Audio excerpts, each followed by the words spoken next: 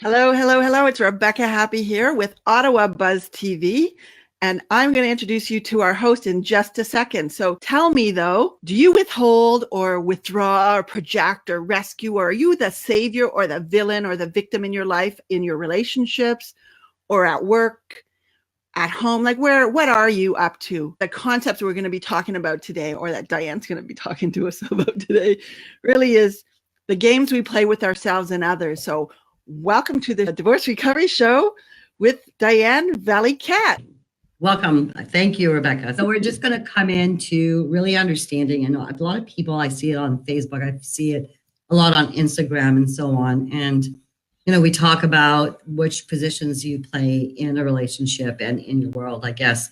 A lot of times you'll play a different relationship in a different position in your relationship that you will anywhere else. But I mean, most of the time you play it everywhere. What I'm trying to get to is we stay in the triad of Walt Disney. A while ago, I was really thinking about how bad, in a way, Walt Disney is with their movies, and how they always play like a princess and then a villain, witch or something, and then the prince that comes and saves the princess, right? And it really shows up for me when I teach about the positions we play in relationships and what we attract, right? So I'm, by my MO is to be a villain. So villains are very projectors, and you get upset about things, and you actually don't take responsibility for things that are happening to you. You blame other people, right? So I'm a rescuer, but a rescuer in a villain way, kind of. I'll do things and I'll, say yes when I mean no. And I'll rescue you from your bad life. I'll rescue you from, all the pain that you're feeling. And when I'm done rescuing and I'm fed up of it because you can't sustain that, then I start to project, and I'm, unhappy, and it's your fault, and don't take responsibility that in fact, I'm the one that made them under responsible, right? And so when your predominant behavior, let's say, is rescuing, so you rescue. So in that way, you don't matter. You don't matter, and you just rescue. And you're doing that because you think that's how you're going to get love, right? You think that's the way that people are, by you rescuing them and you always being there, that they're going to love you more because of all the things you've done, right? But in reality, like, you're just a martyr of wanting to do everything so that people can appreciate it. And so that way you feel empowered by rescuing them. And in relationships, what happens is that it gets old. It gets really old, and it gets annoying.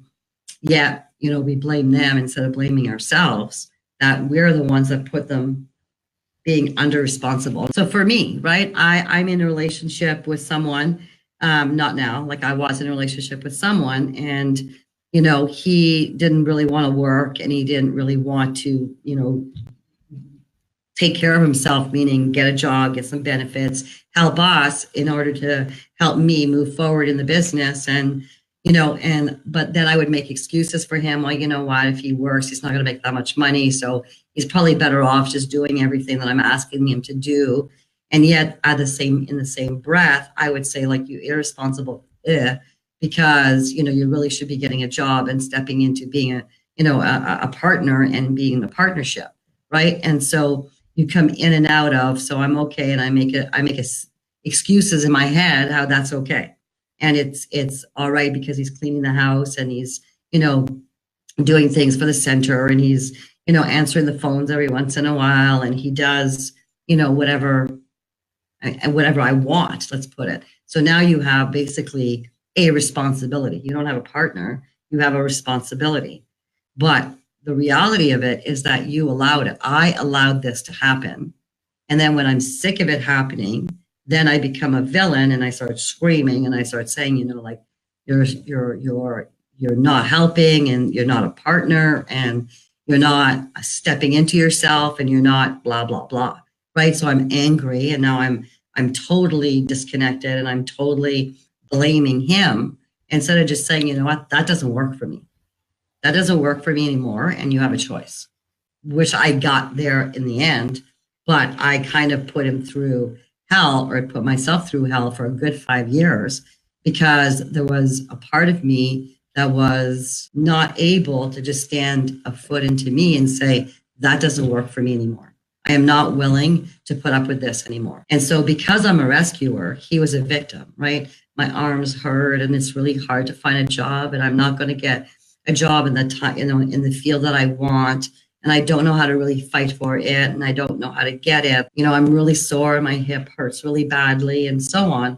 And so that's what I bring in people around me in relationships, is they are victims and they act like victims. So victims are like the people who, they can't do this and life is really hard and I don't know why. And then they attract people that are rescuers. People will say, that's okay, I'll fix it for you, don't you worry, I'll step right in. But you're so far away from stepping into yourself when you're playing, when you're in these positions, right? So the first position is being a victim, and then the second is being a villain, and then the third is to be a rescuer. So if you play in that triad all the time, you're never actually going to get intimacy. You're never going to get connection, and you're never going to get a partnership or, a real foot into you. So then you need to ask yourself, right? And I know most people can answer the same thing, is what position or what did you do as a child in order to get love, right? So when I go around the classroom and I ask people, what did you do as a child to get love? Well, some people would say being really good and being, really smart and being really good and just, always working to improve myself and be good. And then I asked them, what positions did you play, or what did you do in your relationship in order to get love? And they'll answer me the same thing. I was really good and I take care of the groceries, I cleaned the house, and I did everything. And then, the third question is, how did that cause problems in your relationship?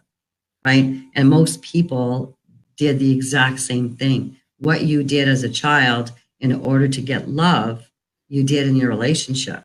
And by doing that, you're in a position. So you're not in your authentic self. You don't have a foot into you. You're not saying yes. You're saying yes when you mean no.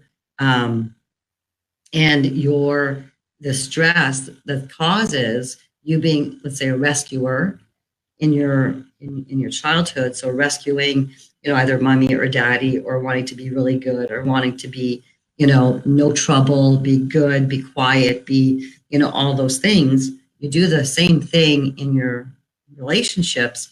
So what does that cause? What difficulties does it cause?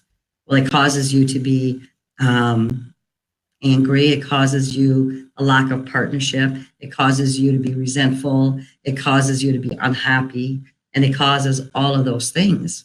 And the reality of it is that, we go around blaming or being a victim of it, or, being a villain and being yelling and screaming or blaming everybody else. And if you really actually look at it, there's no position that allows you to have authentic relationships.